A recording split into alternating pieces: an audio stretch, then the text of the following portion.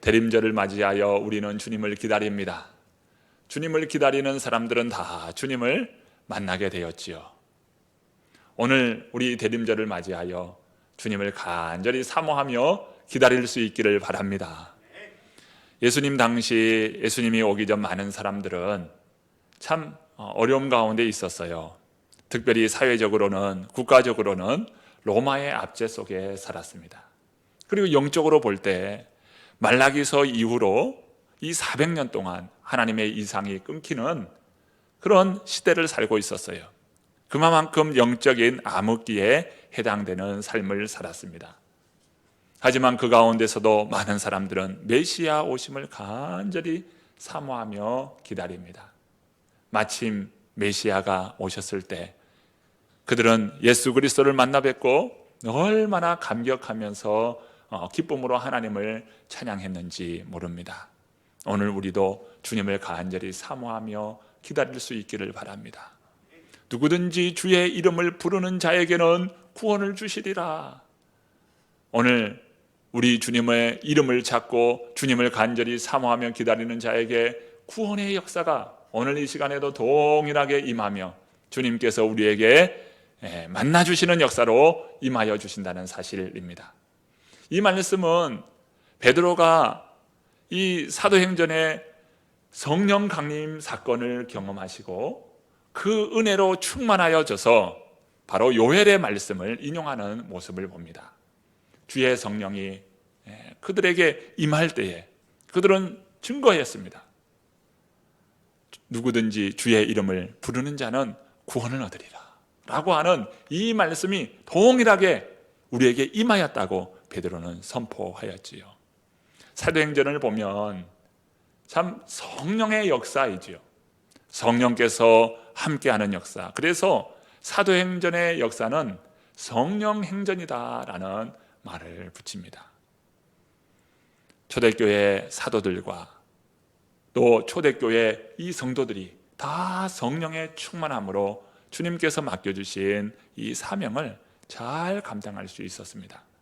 특별히 베드로는 어떻습니까? 여종 앞에서 참 예수님을 모른다 부인하였고요. 또 예수님을 저주까지 한 사람이에요. 하지만 베드로가 성령의 충만함을 받고 이제는 복음을 감당하고 하나님의 능력 가운데 그가 세움받는 역사가 임하였지요. 베드로가 그렇게 될 줄 어떻게 알았겠습니까? 그러나 성령이 임할 때 하나님께서 베드로를 귀하게 사용하시는 것을 봅니다. 오늘 말씀은 이 베드로 요한이 산헤드린 공회 앞에서 담대히 하나님의 말씀을 전파하지요. 하나님 앞에서 너희의 말을 듣는 것이 하나님의 말씀을 듣는 것보다 옳은가 판단하여 보라. 우리는 보고 들은 것을 말하지 아니할 수 없다. 이 고백은 그가 성령 충만하지 않고서는 할 수 없는 고백이었습니다. 성령 충만함으로 이 베드로와 요한은 그들 앞에서 담대히 하나님의 말씀을 증거하였습니다. 자, 이렇게 증거하고 난 이후에 오늘 본문은 시작됩니다. 본문 23절 말씀을 함께 보실까요? 23절 말씀 읽어봅니다. 사도들이 노임에 그 동료에게 가서 제사장들과 장로들의 말을 다 알리니 베드로와 요한은 산헤드린 그 공회로부터 이제 석방되었습니다. 석방돼서 가장 먼저 찾은 곳이 동료들에게 가는 것이었습니다. 동료들은 누구일까요? 바로 마가다락방에서 함께 성령 임함을 함께 기도하였고 그들이 성령으로 충만하여져서 주의 일을 감당했던 바로 그 사람들, 그들이 바로 동료들이지요. 미루어 짐작할 때 바로 그곳은 마가다락방이었음을 짐작할 수가 있습니다. 장소는 마가다락방, 그곳에 모인 사람들에게 함께 만난 거예요. 그러면서 그간 있었던 일들에 대해서 베드로와 요한은 상세히 이야기합니다. 산헤드린 그 공회 앞에서 어떻게 그들이 신문하였고 어떻게 담대히 하나님의 말씀을 증거했는지, 그 말씀을 증거할 때 그들이 놀라고 당황해하는 그 모습에서 오늘 우리가 이렇게 석방되었노라고 고백한 것이죠. 이 말을 전해 들은 초대교회 성도들은 어떠했을까요? 과연 하나님께서 우리를 사랑하시고 우리를 통해서 복음을 증거케 해 주셨노라고 고백하면서 하나님께 영광 돌리지 않았겠습니까? 한 마음으로 하나님께 영광 돌린 것이지요. 그러면서 그들은 영광 돌린 것에 그치지 않고 하나님 앞에 기도합니다. 오늘 본문의 말씀은 기도의 모습을 보여줍니다. 24절의 말씀을 읽어봅니다. 그들이 듣고 한 마음으로 하나님께 소리를 높여 이르되 대주제여 천지와 바다와 그 가운데 만물을 지은 이시여. 그들은 이 베드로와 요한이 이야기한 그 내용을 듣고 한 마음으로 하나님 앞에 기도했습니다. 한 마음으로 기도했다. 이것을 다른 표현으로 이야기해 보면 합심 기도이죠. 한 마음으로 기도, 합심 기도입니다. 초대교회 성도님들은 합심하여 기도합니다. 마음을 같이 해서 한 마음 되어서 기도했어요. 합심 기도. 합심 기도가 왜 그렇게 중요할까요?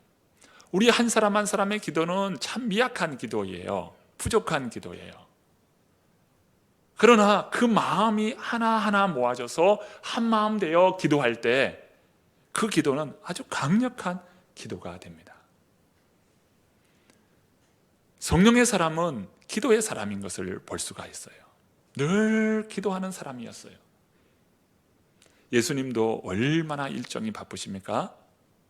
복음 전하기 위해서 밤에 말이죠, 다른 곳에서 복음을 전하야 하리라 라고 하여 그 밤에 이 갈릴리 호소를 이 밤에 노를 저어서 가는 거예요. 이게 얼마나 일정이 많은지 모릅니다. 예수님은 아주 복음 전하는데 아주 열심을 다하여 복음을 전하였고 그 일정은 매우 바빴습니다. 그러나 예수님은 새벽 민명에 기도하시고 한적한 곳에서 기도하시고 정말 밤을 새워서 기도하셨다라고 말씀합니다. 루터는 그런 이야기를 해요. 내가 너무 바쁘기 때문에 기도를 게을리할 수 없다. 내가 너무 바쁘니까 기도한다는 것이에요. 우리 성도님들이 큰 일을 감당하고 아주 중요한 일을 감당합니까? 더욱 기도하시기를 바랍니다. 합심하여 기도하면 더더욱 좋겠어요. 나의 기도 제목을 내어놓고 합심하여 기도하는 것입니다. 오늘 초대교회 성도님들은 합심하여 기도하는 사람들이었어요. 예수님께서 이런 말씀을 하셨죠. 두세 사람이 내 이름으로 모인 곳에 나도 그들과 함께 하겠다고 말씀하셨어요. 임마누엘의 그 주님은 기도하는 곳에, 두세 사람이 함께 합심하여 기도하는 그곳에 우리 주님이 계십니다. 우리 성도님들은 기도의 사람 되시기를 바랍니다. 초대교회 이 성도님들은 합심하여 기도하였고요, 합심하여 기도한 가운데 이들은 소리를 내어서, 소리를 높여서 기도했다라고 오늘 본문은 우리에게 가르쳐주고 있어요. 소리를 높여서 기도하는 것입니다. 마음을 같이 하니까, 함께 모여 기도하니까 자연스럽게 소리가 높여지게 기도하게 되어 있었어요. 그런데 이 소리를 높여서 기도한다는 것은 바로 성령의 역사입니다. 여러분, 한번 소리를 내서 기도해 보세요. 이 쉽지가 않아요. 우리 소리를 높여서 기도하는 우리 성도님들은 바로 성령의 역사가 있기 때문에 기도할 수 있었던 겁니다. 처음부터 그렇게 소리를 높여서 기도가 되지 않아요. 그런데 성령이 임하고 성령이 역사할 때 소리를 높여서 기도해요. 처음은 찬양하기도 부끄러워서 찬양도 잘 안 되잖아요. 그런데 어느 순간 찬양하는 것이 자연스러워지고 음이 틀리고 또 그 의미가 다 이해는 되지 않지만 나도 모르게 어느 순간 찬양의 사람이 돼요. 흥얼거리게 돼요. 그러면서 주님을 찾아요. 이게 성령의 역사인 것입니다. 소리를 높여서 기도했다라고 하는 것은 성령이 역사하고 있다. 그 기도에 함께하고 있다는 것입니다. 자, 이렇게 한 마음이 되어서 기도하고 소리를 높여서 기도하는데 그 기도의 내용이 무엇일까요? 기도의 내용이 24절 하반절에 이렇게 말씀합니다. 대주제여 천지와 바다와 그 가운데 만물을 지으신 이시여. 먼저 기도를 들으시는 주님에 대한 호칭이 나와 있어요. 대주제여라고 표현합니다. 대주제여. 대주제. 이 표현은 무슨 표현일까요?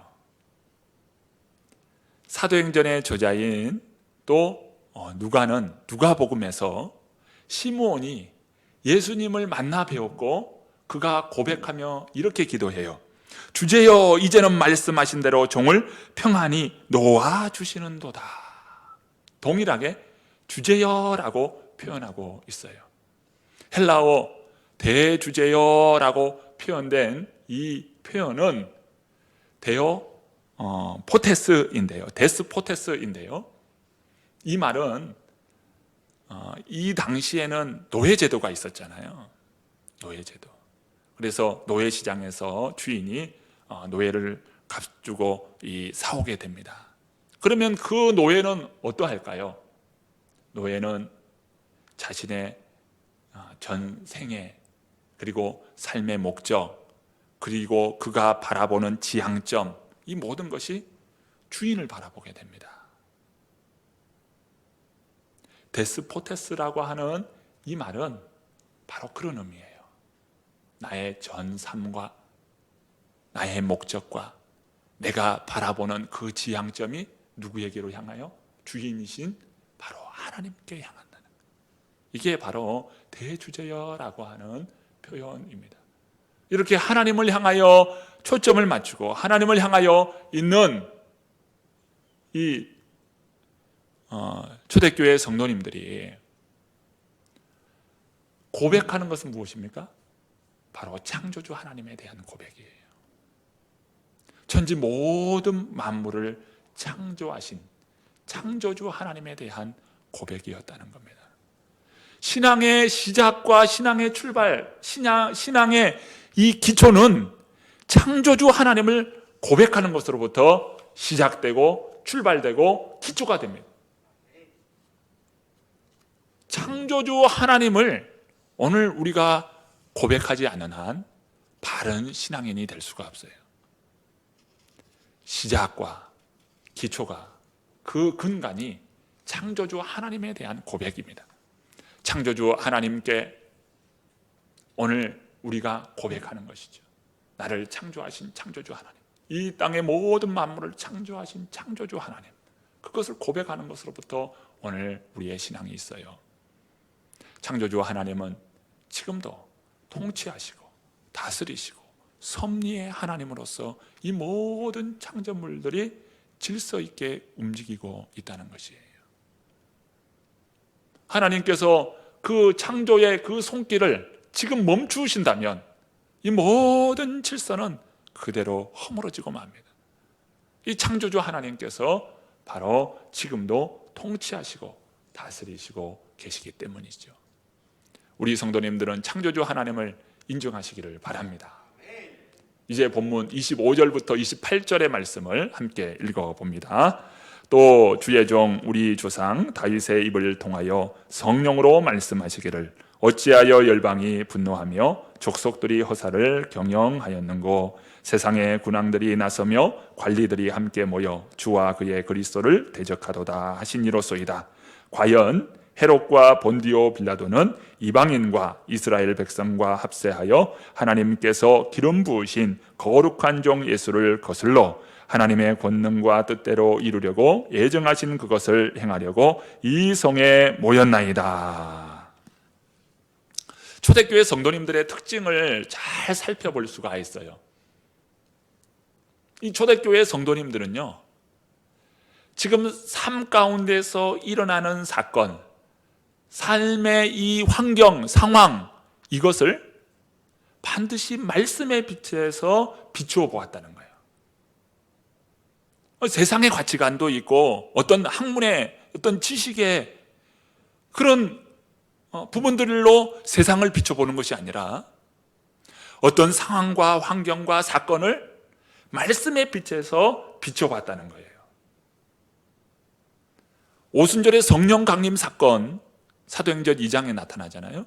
그 성령 강림 사건을 요엘 선지자의 말씀에 비춰서 이해했어요. 그리고 안진뱅이를 일으킴으로 인하여서 주님의 구원의 역사가 일어나게 되는데, 그 사건을 구약 말씀, 특별히 시편 118편의 말씀을 통해서 이해했어요. 그리고 오늘 지금은 핍박의 시대입니다. 교회가 핍박을 당해요. 산헤드린 공의회 앞에서 이제 유대인의 여러 집단에 의해서 교회가 핍박을 받게 되는 그런 상황 가운데 있습니다. 이 핍박을 어떻게 이해합니까? 시편 2편의 이 다윗의 시편을 통해서 이해를 한다는 것입니다. 오늘 본문 25절 26절 제가 한번 읽어봅니다. 또 주의 종 우리 조상 다윗의 입을 통하여 성령으로 말씀하시기를 어찌하여 열방이 분노하며 족속들이 허사를 경영하였는고, 세상의 군왕들이 나서며 관리들이 함께 모여 주와 그의 그리스도를 대적하도다 하시니로소이다. 예수님을 못 박아 죽였고요, 이제는 교회를 핍박합니다. 지금 교회가 핍박을 당하고 있는 박해 시대예요. 말씀의 빛에서 이 박해를 이해할 때 이들이 얼마나 어리석은가, 헛된 일을 구하는도다, 그리스도를 대적하는도다 라고 하는 이 시편의 말씀을 통해서 이해했다는 것입니다. 우리 성도님들이 왜 말씀을 가져야 합니까? 그 말씀으로 내 삶을 진단하고 내 상황을 진단하고 그 말씀의 빛에서 꿈을 꾸고 비전을 보는 거예요. 말씀의 앵글을 통해서 세상을 보는 겁니다. 말씀의 프레임을 가지고 내 상황을 이해하는 거예요. 이해합니다. 그리고 진단합니다. 거기에서 해답을 찾고 해결해 가는 거예요. 이게 하나님의 말씀을 가져야 할 이유인 것입니다. 말씀을 가지지 않을 때 세상은 불평, 불만, 이것을 세상을 바라보는 오늘 우리는 정말 절망하게 돼요. 그러나 이 박해와 이 어려움 속에서도 말씀의 앵글을 가지니까 어떻게 합니까? 저들이 헛된 일을 구하는도다, 그리스도를 대적하는도다 라는 하나님의 말씀의 앵글을 가지게 된 것입니다. 이렇게 진단하고 나니 그들은 더욱 하나님 앞에 힘을 얻어서 주의 사명을 감당할 수 있는 것입니다. 우리 성도님들 정말 말씀을 가지시기를 바랍니다. 내년도 1월 1일부터요 저희들은 말씀을 통독할 거예요. 주님이 우리를 부르실 때 내가 너를 사랑한다고 사랑의 편지를 너에게 써주었는데 너는 그것을 다 읽어보지도 못했냐 라고 한다면 얼마나 우리가 부끄럽겠습니까? 사실 성경은요 하나님의 러브스토리예요. 우리를 얼마나 사랑하는지, 그 우리가 하나님을 배반하고 하나님을 멀리할 때도 여전히 우리를 사랑하시고 사랑하다 못해 그 아들 예수 그리스도를 보내주시는 러브스토리가 이 성경 안에 있는 거예요. 이 사랑의 편지인 것입니다. 그런데 우리가 그 편지를 다 한 번도 읽어보지 못했다면 우리가 참 주님 부르실 때 부끄럽겠잖아요. 그래서 1월 1일부터 이제 말씀을 읽어가는 것입니다. 우리 함께 말씀을 읽어가십시다. 네, 꼭 우리가 이번 기회에, 이 전반기에 꼭 한 번을 다 통독을 해서 하셨으면 좋겠어요. 뭐 일이 많고 피곤도 하고 그러겠지만 텔레비전 앞에서 조금 시간을 조금 덜 보내고 말씀을 한번 이번 기회에 다 읽을 때 한번 같이 한번 읽으면 좋지 않겠나 생각합니다. 말씀만 읽었는데 하나님께서 이것을 치료해 주셨어요. 말씀만 읽었는데 하나님께서 이 문제 해결해 주셨어요. 말씀만 읽었는데 하나님께서 나에게 이런 은혜를 주셨어요. 여러분, 말씀은 능력입니다. 천지의 모든 만물이 하나님의 말씀으로 이루어진 줄 믿습니다. 그러니 하나님의 말씀이 얼마나 능력이 있는지 몰라요. 오늘 우리가 다 말씀으로 회복되어지는 역사가 임하기를 바랍니다. 자, 그럼 초대교회에 이렇게 구체적인 기도의 모습을 살펴볼 수 있는데요, 그들은 어떤 기도 제목을 가지고 기도했을까? 자, 29절 30절의 말씀입니다. 읽어보시죠. 함께 읽습니다. 주여 이제도 그들의 위협함을 굽어 보시옵고 또 종들로 하여금 담대히 하나님의 말씀을 전하게 하여 주시오며 손을 내밀어 병을 낫게 하시옵고 표적과 기사가 거룩한 종 예수의 이름으로 이루어지게 하옵소서 하더라. 아멘. 이들은 세 가지 기도 제목으로 하나님께 기도했다는 거예요. 주여 그들의 위협함을 굽어 보시옵소서. 그들의 위협함을 굽어 보시옵소서. 두 번째, 이 핍박 가운데 있지만 담대히 하나님의 말씀을 전하게 하시옵소서. 세 번째, 거룩한 이 손을 내밀어 그들을 치유하게 하시고 이 표적과 기사가 거룩한 종 예수 그리스도를 통하여서 일어나게 하시옵소서. 이런 기도의 제목을 가지고 기도했다는 것입니다. 주여 우리를 굽어 살피옵소서. 이들의 위협함을 굽어 살펴 주시옵소서. 핍박을 겁내는 것이 아니라 용기를 갖는 것이에요. 이 문제가 해결되기를 위하여, 환경이 해결되기 위하여 구한 것이 아니라 도리어 그 가운데서 하나님의 뜻이 무엇인지, 주님 이 상황에서도 주님 내가 어떻게 행해야 할까요? 무엇을 행해야 할까요? 하나님의 뜻을 구하는 기도였습니다. 우리는 혹 이렇게 기도하고 있지는 않습니까? 하나님, 좀 남편이, 아내가 좀 이렇게 변화되었으면 좋겠습니다. 자식들이 있는데 그 자식들이 좀 이렇게 변화되었으면 좋겠습니다. 교회가 좀 이런 교회가 되었으면 좋겠습니다. 그러면서 남편의 또 아내의 그런 모습을 보면서 참 실망하고, 왜 남편은 저럴까? 왜 아내는 저럴까? 자식을 보면 왜 자식은 저럴까? 그런데 오늘 우리가 이런 기도는 참 하지를 못하는 것 같아요. 하나님, 나를 변화시켜 주십시오. 나를 변화시켜 주십시오. 정말 내가 변화되어야 될 사람이 바로 나인데, 하나님, 저는 불평 만들어 놨습니다. 나를 변화시켜 주십시오.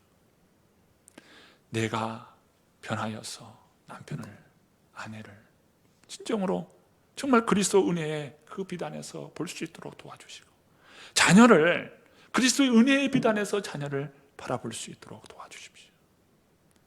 왜 교회가 그 모양이냐가 아니라, 하나님 이 교회를 통해서 하나님 하시기를 어떤 것을 원하십니까?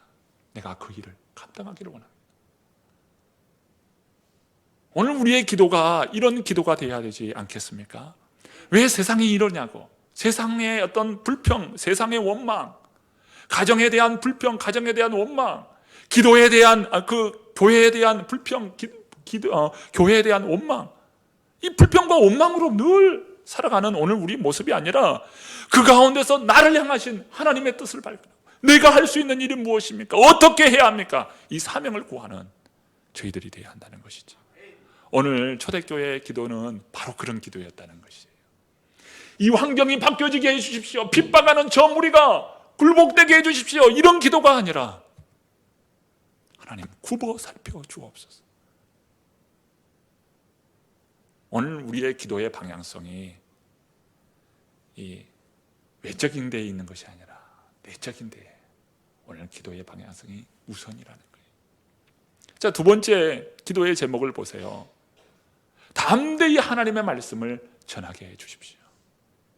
핍박의 상황입니다. 고난의 때입니다. 지금 이 고난이 앞으로 일어날 그 고난에 비하면 아무것도 아닌 고난이죠. 더 큰 고난이 기다리고 있습니다. 그러나 이들의 기도는 오늘 우리의 기도, 오늘 우리의 복음 전파의 이 일이 멈춰지지 않도록 해달라는 것입니다.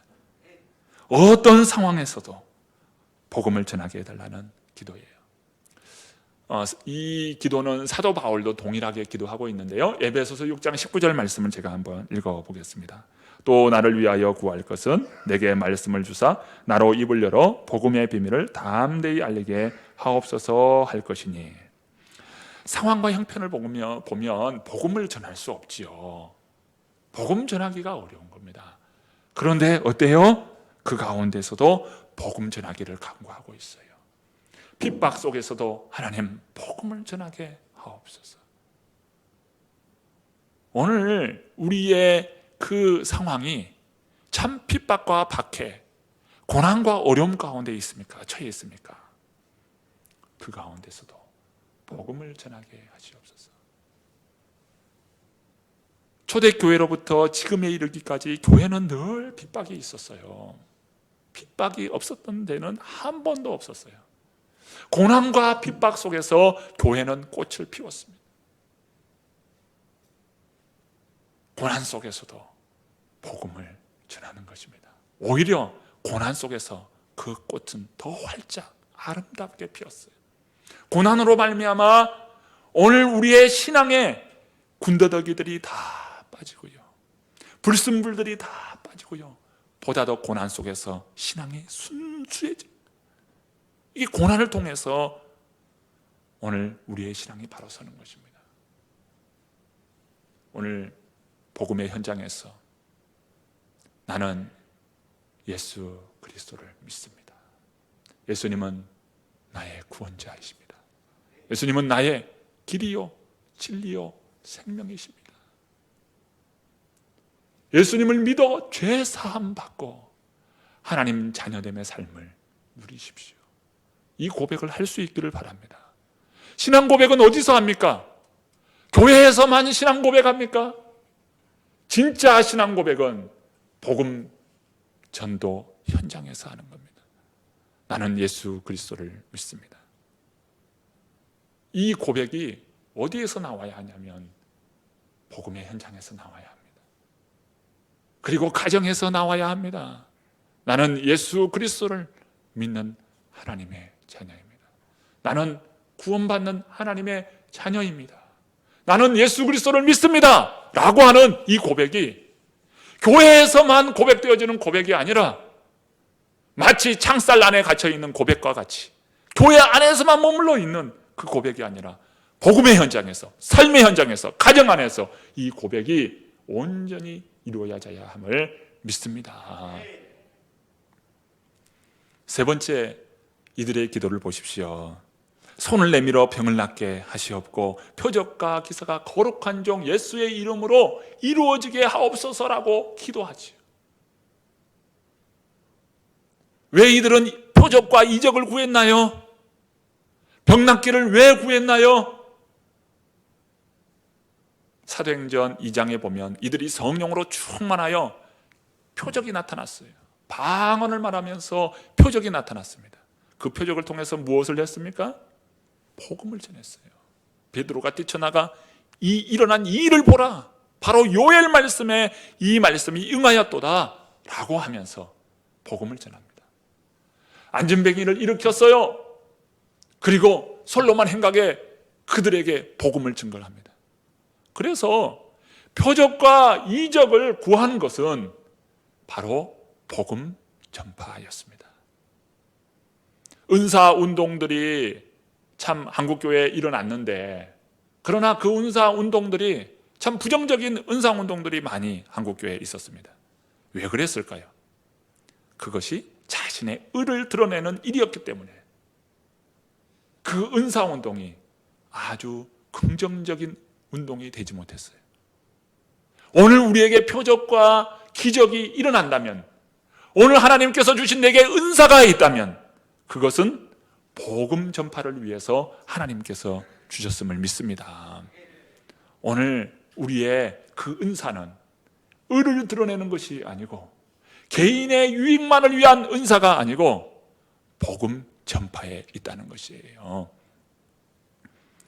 이렇게 참 초대교회 성도님들이 간절히 하나님 앞에 기도합니다. 이런 기도의 내용을 가지고 하나님 앞에 기도해요.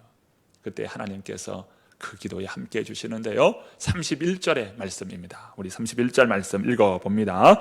빌기를 다하매 모인 곳이 진동하더니 무리가 다 성령이 충만하여 담대히 하나님의 말씀을 전하니라. 모인 곳이 진동했어요. 오순절에 그 임하였던 바람과 불로서 그들에게 보였고 그들에게 들렸던 그 역사가 이젠 진동으로서 임한 것입니다. 즉 그 기도에 하나님께서 함께 해주셨다는 것이에요. 그리고 그들의 그 모든 사람들이 다 성령에 충만하였다라고 말씀하고 있습니다. 성령으로 충만한 것입니다. 기도한 모든 사람이 성령으로 충만했어요. 이때의 충만의 의미는 무엇입니까? 환각 상태, 어떤 무아지경 상태로 나가는 그 모습이 성령 충만의 모습일까요? 아니에요. 보다 더 의식이 또렷해지는 거예요. 예수 그리스도 그 은혜의 비단에서 역사의식이 바로 서요. 예수 그리스도의 그 은혜의 빛에서 예수 그리스도를 아는 지식이 더 풍성해지는 겁니다. 이게 성령 충만인 거예요. 의식이 보다 선명해지고 분명해지는 겁니다. 이게 성령 충만이에요. 어떤 무아지경의 상태에서 뭐라고 하는, 알아듣지도 못하는, 서로 이해할 수도 없는, 본인도 모르고 남도 모르고 그런 어떤 무아지경 상태가 이 성령 충만이 아니라는 거예요. 성령 충만의 모습은 보다 의식이 뚜렷해져요.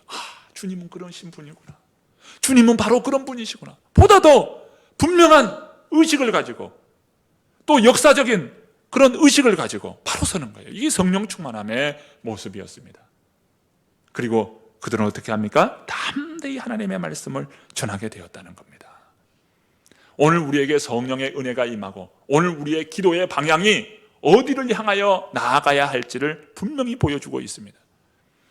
하나님께 기도했더니 사업이 잘 됐습니다. 하나님께 기도했더니 시험에서 합격했습니다. 하나님께 기도했더니 이렇게 병이 나았습니다. 그것에 목적이 있는 것이 아니고 그 모든 일은 다 복음 전파예요. 생명을 구원하는 일이라는 거예요. 하나님께서 사업을 일으켜 주신 것도 생명 구원을 위하여 하나님께서 이 일을 해주셨습니다. 하나님께서 내게 합격할 수 있는 것도 하나님께서 생명 구원을 위해서 해주셨습니다. 하나님께서 나를 이렇게 고쳐주신 것도 내 유익이 아니라 생명 구원을 위해서, 영원 구원을 위해서 나를 고쳐주셨습니다. 오늘 우리의 방향과 포커싱이 우리 주님을 향하여 있고 복음 전파에 있다는 것을 여러분 기억하시기 바랍니다. 이럴 때 하나님께서 얼마나 그 영혼을 기뻐하실까요? 초대교회를 위대한 교회, 역사에 길이 남아서 오늘 우리에게도 도전을 주는 그런 교회가 되었던 것처럼 우리 새로남 교회가 그런 교회가 되고 우리 성도님들이 그런 성도님들로 귀하게 세워지리라 믿습니다. 우리는 어떤 상황, 어떤 환경에서도 대주제여라고 고백하면서 하나님을 바라볼 수 있기를 바랍니다. 때를 얻든지 못 얻든지 복음을 전할 수 있는 저와 여러분 되시기를 바랍니다. 오늘 우리의 기도가 어떤 세상을 향하여 또 나가 아닌 다른 사람, 늘 타자를 바라보면서 그 사람이 문제야 라는 것이 아니라 오늘 기도의 방향이 나를 향하여 있음을 믿고 주님, 저를 통해서 하시고자 하는 뜻이 무엇입니까? 오늘 이것을 찾으면서 주님이 보다 분명하고 선명하게 보여지는 은혜의 역사가 일어나기를 간절히 축원합니다.